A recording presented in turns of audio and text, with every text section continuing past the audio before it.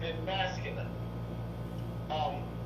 In our community, asking for mental health, going to therapy, we understood that folks of color just didn't do that. We didn't do that. No. Like, oh my God, they in the crazy house. They seen a psychiatrist? Yes, and there was no positive connotation to that. Right. But at the same time, they did not know, they were not equipped with how to address whatever mental or emotional issues you had, because they were struggling with some of their own, so much so to the point where they didn't even realize they had any. Now, let me say this. Did you know every 20 minutes there is a male committing suicide?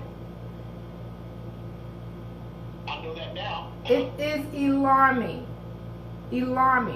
because they say some of them are dealing with mental issues, okay? And so this is a very good point we're discussing right now, because that could be part of that generational curse as well, okay? We got to stop pushing our men to be silent and push them to be open and communicate, you know.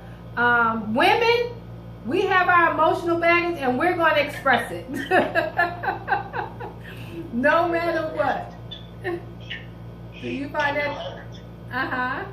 I know as a man, it's just certain things I was taught to do. It wasn't necessarily the right thing to do, but it was the quote-unquote manly thing to do. Yes. Or would be considered as masculine. There was no overly expressing of your emotions. Whatever you were wrestling with, you just had to man up and deal with. And see, a lot of times, we were dealing with people who didn't even know that some of their behavior was inappropriate or damaging or abusive. Matter of fact, I didn't know what psychological or verbal abuse was until I became an adult. Your mother cussed at you in the morning, making you get you up and go to school. That's how mama woke you up. Your daddy talked to you a certain way. If you had a dad. And it's like, if you had a dad, and you wasn't bothered by that, it's like you felt good as long as if nobody was swinging at you, if nobody was unfastening their belt, you was okay. And you thought that was the way to live, but at the same time, we didn't realize that generations upon generations were being damaged. We like to brag about how back in the day, Grandma used to pull a switch about the backyard, but we had no idea that Nana, that wasn't the way to go, Nana. Not all the time, not just because you didn't like our facial expressions. I could see if you were just shaping and guiding our behavior. Yeah. But I should not have gotten a solid object thrown at me because you thought I rolled my eyes, or because my voice was changing and you thought I was using a tone. Yes. And see, we were taught that was the way, and we had to come into an understanding.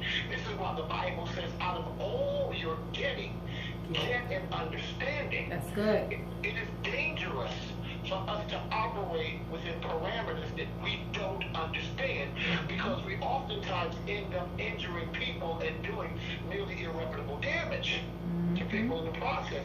And that's how curses can manifest when you systematically operate within the framework of that which is improper, and you continue to do it with no understanding or no characterization in what's happening. You don't incorporate God in it, but you incorporate your limited knowledge and your limited understanding and a little bit of your emotions into something, because you can't get past your feelings because you don't want to deal with the inadequacy of not knowing and having people know that you don't know. And you don't know how people will react to you if you dare ask for help. You don't know if they'll mock you or if they'll assist you.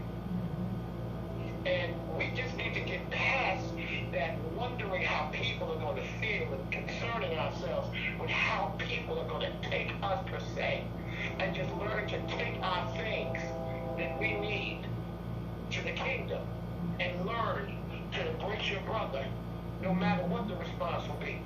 If this one says no, go to the next one. If this one makes fun of you, go to somebody who won't. If this one doesn't understand, find somebody who does. Because we got to understand we need each other. Yes. That's good. That's really good. And I believe that by those statements you made is going to really bring some healing to individuals out there who've been suffering with this type of abuse, misuse, or misunderstanding. You know, there's a lot of individuals out there, like I said earlier, who are committing suicide because they're not being understood, you know. And so I want to provide the suicide prevention hotline, which is 1-800-273-8255. That's 1-800-273-8255. And the National Child Abuse Hotline is 1-800-422-4453. That's 1-800-422-4453. Hey, Leanne.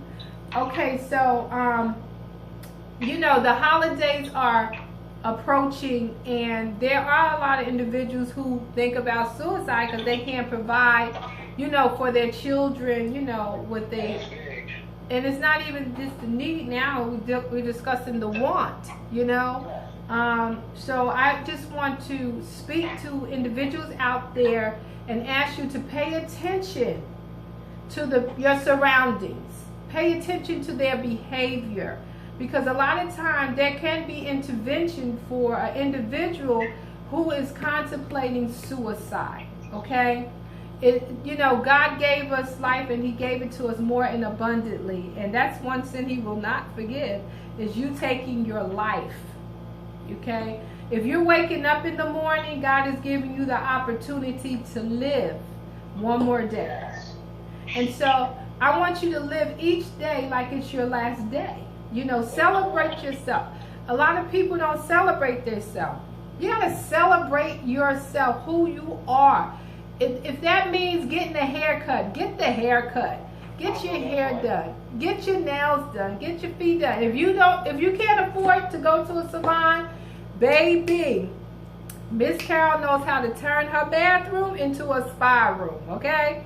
Your friend has got the hookup. Hello. You can go. Look, you go to the dollar store and get a hookup. Come on, somebody. They got bath bombs out there. You know, there's just a lot available to you, and you don't have to go broke pampering yourself. Okay, take a nice warm or hot bath. We need it anyway. I think you need to have a hot bath once a week anyway. Yes, take care of that body. You know what I'm saying? You got to take care of your body. And so do your hair a different way. Get in the mirror. And like we talked about obesity earlier, stand in the mirror. Take a picture. See, some people don't think that they can lose the weight. I am down 15 pounds. Yes. Yes, because it was a struggle. But what I learned sometimes, you have to subtract yourself from an equation of dysfunction around you, because it can bring stress, okay? And that stress can turn into overeating or not sleeping enough, okay? So now the body is reacting negatively. Now your blood pressure is high, okay? Or your cholesterol is out of control. Or your body functions are not responding correctly. I just found out from my sister that she has a what is it? A weak heart muscle. Jesus. Okay? So she has to wear a heart monitor for 3 months. And she was in my spirit. I saw her dream twice. I was telling my mother today. I said, I need to call her and see what's going on. Lo and behold, she has this issue. So we have to pay attention. Thank you. The devil is a liar. Yeah, we have to pay attention to, again, people around us and care. And there's some people who are around you, they don't like you. It's okay.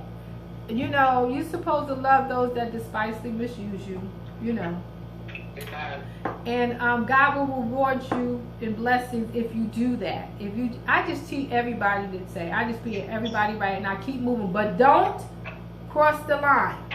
Because the Bible says, be wise as a serpent, but yet humble as a dove. You know, you cross that line, You're going to see a whole nother Carolyn. You're going to see the Paul Apostolic coming out of Carol. That's what's going to happen. But anyway, I just want to encourage our listeners, especially online tonight, you know, de-stress.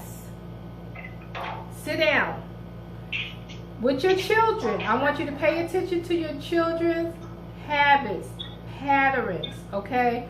See if they are operating out of a generational curse. And if they are, you stop binding and rebuking the demonic spirits that's in operation. You know, some people, they don't believe in witchcraft. They don't believe that people will put roots on them. And yes, they will, okay? They will do it because it happened in my family. And my uncle happened to find the jar of roots under his brother's bed. And we were wondering why Uncle so-and-so was acting so darn crazy. We thought it was a Jack Daniel, but it was more than that.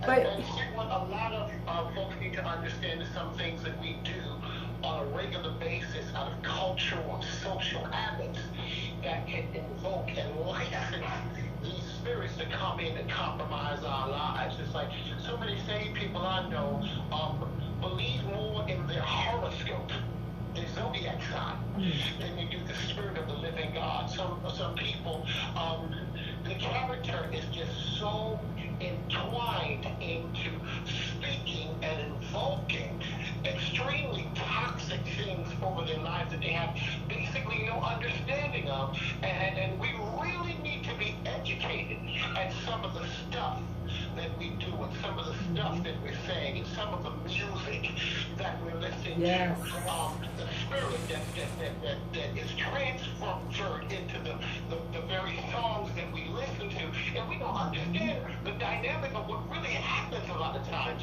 when we're allowing ourselves or submitting ourselves spiritually to these things. I'll give you an example. Little Shay Shay is 2 years old, and they think it's cute, which is dancing, dance Shay Shay at 2 years old. But when Sharonda now is 14, lying about her age, sliding up and down the pole, and no matter how many times you go across her hiney, she's not going to stop, because the spirit of what you've imparted into her has embedded itself in that child's soul, and she needs deliverance. Little man, 2 years old, and you telling him to rap, and the lyrics of that song has bypassed his intellect and attached itself to his spirit, and he's uttering words that hasn't even found their way into his vocabulary yet, because what you allowed him to come in contact with and what you allowed him to engage in, it has now inundated him. And see, we have carried stuff like this for decades. Oh, my mother did this, so, you know, I'm going to do this. Oh, my great-great-great-grandfather, you know, wasn't nothing wrong with him, you know, reading the Numbers book, so I'm going to read the Numbers books. And not even understanding or educating ourselves to what's really going on in our souls. you know what? It's funny you say that. Because my mother, she has issues with her legs, her ankles and stuff like that, right? And so when I got injured, you know, I knew I was injured, okay? And she was like, you know, we got problems with our limbs. I said, no, Ma, let me stop you right there, because a Carol ain't walking in no generational curses, especially when I can identify it. I was like, no, I am injured, okay? So it's not that my bones are weak or anything. Like, I was injured and I'm in healing now, okay? And now I'm walking. You understand? So I had to have the mindset knowing that I will walk again, okay? Without crutches, without a walker, without a cane. And so I thank God because I'm delivered in that area. It gets stiff every now and then, but I'm walking, you know? So we have to like take each day, you know, at a time. If you've been injured, give your body time to heal. You know, if you've been hurt or in a domestic violence situation, you're ready to get out, call that number, 1-800-356-6767, and let them provide the escape for you. Sometimes they will move you and change your identity. You know, so if you, they will do that, and they will have transitional houses available for you. It's not like it was 20, 30 years ago when we didn't have these programs in place. Now we have all type of programs, you know, and they, like the Rape Crisis Center, they offer free counseling. Here in Memphis, Tennessee. Check it out in your area, but there is free counseling out there. You don't have to walk with all this baggage on your heart, because truth be told, it's going to affect your marriage. It's going to affect your partnership if you don't get this healing, you know. And I think it's important to let them know also, women of God, that a lot of the domestic abuse is not even physical sometimes. Yeah. A lot of it's emotional. A lot of it, as you said earlier, is verbal. A lot of it is physical abuse. When somebody just want to control all the money, you won't do what they say you want to do, so they won't provide for you. I was looking at something the other day on television that made me think how this is very important. Recording artist, he just stopped taking care of his family. He's worth millions, but he stopped taking care of his family because the woman just decided she didn't want to be cheated on and abused anymore. And a lot of times people will try to control us, and folks don't know how to leave controlling relationships and abusive relationships because they feel that's where they belong. I had a neighbor, thank God they moved, that literally this man would whoop on this woman like every weekend, almost like clockwork, and the woman would leave and come right back. And I had to reach down in my spirit and say, Lord, you got to give this woman the wherewithal where she can go and stay gone. Because I'm afraid that one of these situations is going to cost her her life or her sanity. And I thank God, I don't know the plight of the woman, but I do realize that, you know, at some particular time, I looked up, you know, a few months later, there's a moving truck in front of the house, and I'm hoping that she made it out with everything that she needed to. But see, we need to learn how to get out of these situations that injure us. And you know what I do, Elijah? When I put these numbers out there, I also encourage the listeners, if they didn't hear it the first time, they can go back to the video clip and write it down. But if you have someone in your area that's suffering with domestic violence, write the number down on a small piece of paper. See this? You could take that number, fold it up, because I know some people don't want to get involved. Fold it up and then act like you're going to shake their hand and then just pass it to them. Absolutely. You see? We have to learn how to get involved. Yes, absolutely. Absolutely. It's all about involvement. He's all about minding folks' business. Yes. He's all about getting into situations that the enemy didn't want him into. The man was standing at the gate with a withered hand. Yes. He's standing at the temple, the place with a healing. He got cancer. And Jesus spoke that cancer away, and some fool came up to Jesus and said, well, you know, it's 6 days, you could have did this, you couldn't have waited till the next day. Right. Make the person sick right now, and never mind the fact that he did a miracle. Right. The person had a problem with the day he did it in. And see, you got some people, left up to them, we would never be set free. Right. No person would ever be broken off our lives because they're comfortable. Yes. They're comfortable with you in the dilemma that you're in. Yes. They're comfortable with your life in a mess. Yes. They think their life is fine, but they're comfortable with you being all messed up because you give them a great topic to talk about. You make them feel better about themselves. That's good. Because see, when they mess up, they're going to slide you under the bus with them. Ain't nobody perfect, which is a lie from the pit of hell. But at the same time, when you're just messing up and they feel like they're okay, you give them something to stand on. So when you start moving beyond where you are and to where God has established for you to be, it's a problem for them. Yes. That's that jealousy spirit right there. Absolutely. You know, if your mama was jealous, you jealous, your kids gonna be jealous, generational curses, you know. Because I've witnessed families like that, and I try to stay, no, I do. I subtract myself from that equation, and I go in my own direction, you know. Absolutely. And it works for me. You know, my mother used to get upset with me because when she started, I'd be like, okay, Ma, I gotta go. Talk to you later. Well, I notice every time we get a conversation, you want to go. Yep. Because I don't want to entertain this conversation. Understand? Some people you just can't talk to, you know, and you just need to receive that. Even it could be a husband, it could be a spouse, it could be a wife, you know, it could be a sibling. Unfortunately, sometimes you have to go on the outside of that circle and you have to connect with somebody who's going to listen to you. Because look, you can't keep all of this dysfunction on your mind or your heart. You have to release it in order to become free. You know, some people on their deathbed, they ask for a certain person because they're seeking their forgiveness, you know, and or, you know, they just want to make things right or whatever. Don't wait until you get to your deathbed to approach an individual about a situation that occurred 10 years ago, 5 years ago, or maybe yesterday.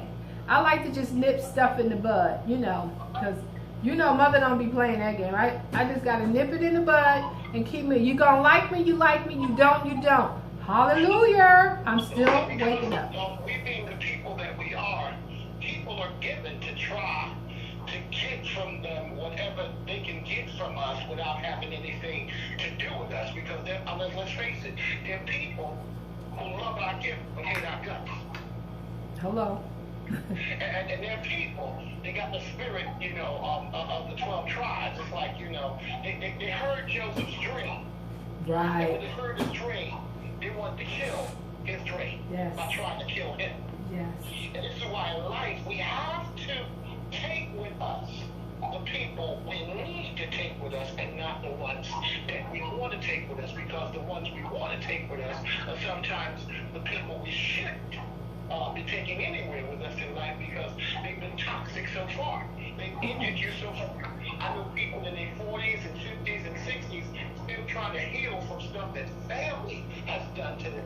Something, they told a lie when I was a child. They said, sticks and stones will break your bones, but words will never hurt you. There's some people that they spending hundreds of dollars a month in prescriptions trying to heal from some stuff that was said to them when they were at their most vulnerable state. And we just got to stand in the place of God where we can break all of those bondages and all of those constraints and just speak deliverance into their lives. People are genuinely injured. And see, we got a habit of wanting to tell people to get over stuff. Right. Get over them. We got a habit of telling people to let go of stuff and let go of them. Yes. It's easy for you to let go when the thing don't have a hold of you. It's easy for you to tell somebody to get over something that you're not struggling with. Ooh. And see, yes, we are so living under curses because we're not banding together because the divide and conquer of the enemy is still working. As long as I can look at your mess and feel better about myself, there's no way in the world I'm going to pray about you. With the chance that you might be better than me. If I'm a weak, insecure person. You're talking right. Weakness thrives upon weakness. Yes. But strength always wants to empower somebody else. Now, Elijah, can you see the comment from Leanna, walking lovely in favor? Lane? I can't see it.